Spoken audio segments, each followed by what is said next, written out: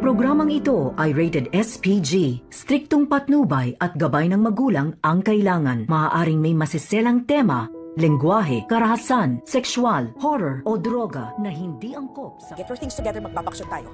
Kinakabahan ako sa lolo mo. Baka magsumbong.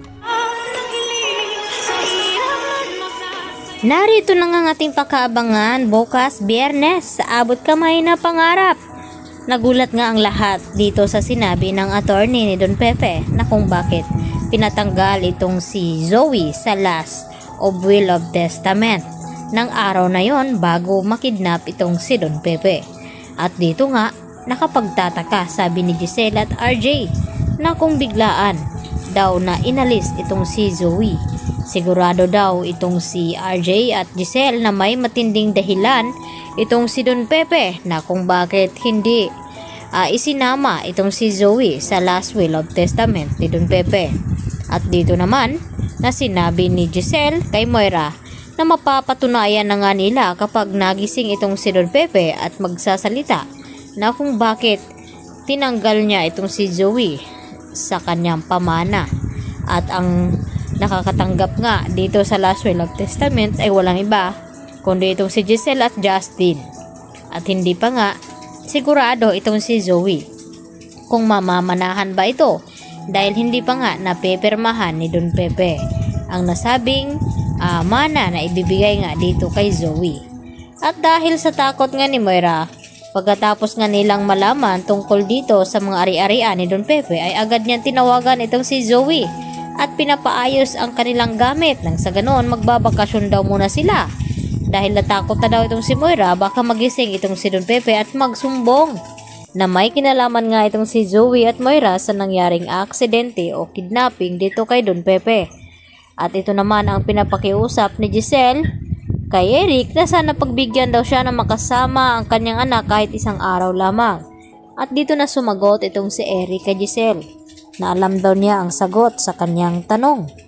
Dahil nga matindi pa rin ang tampo at galit ni Justin dito sa kanyang ina na si Giselle. At hindi naman niya ito mapipilit dahil nga sa ginawa ni Giselle noon na nagawa niyang ipamigay at ipaampo ng kanyang sariling anak.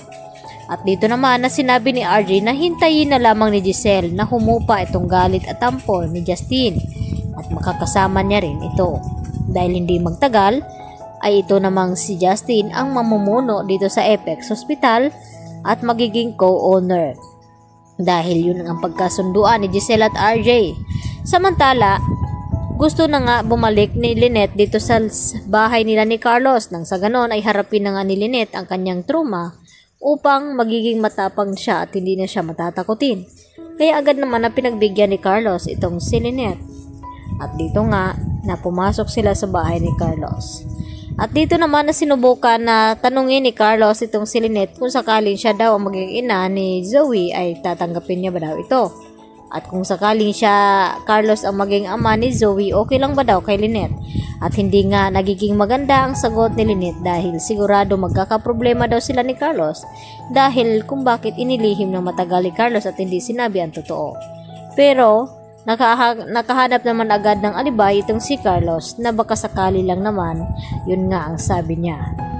At dito rin na tuwang-tuwa na nag-uusap ang mga kaibigan ni Annalyn na ibinalita na nakakabalik na nga sa Apex Hospital itong si Nurse Karen at Nurse Evan at pinabalik daw sila dito ni Ma'am Giselle. At dito rin na nagbibiro itong si Doc Antonio na itong si Annalyn kailan ba daw ito babalik sa Apex. At sumagot naman itong si Doc Lendo na hindi raw pwede.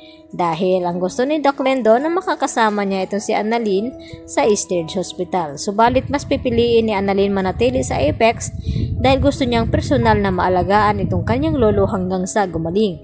Dahil gusto rin malaman ni Annalyn kung ano ba talaga nangyari dito kay Don Pepe at kung bakit inalis niya sa mana itong si Zoe Tanyag. Yan ang ating pakatutukan bukas mga kapuso. Dito lamang yan sa Abot Kamay na Pangarap.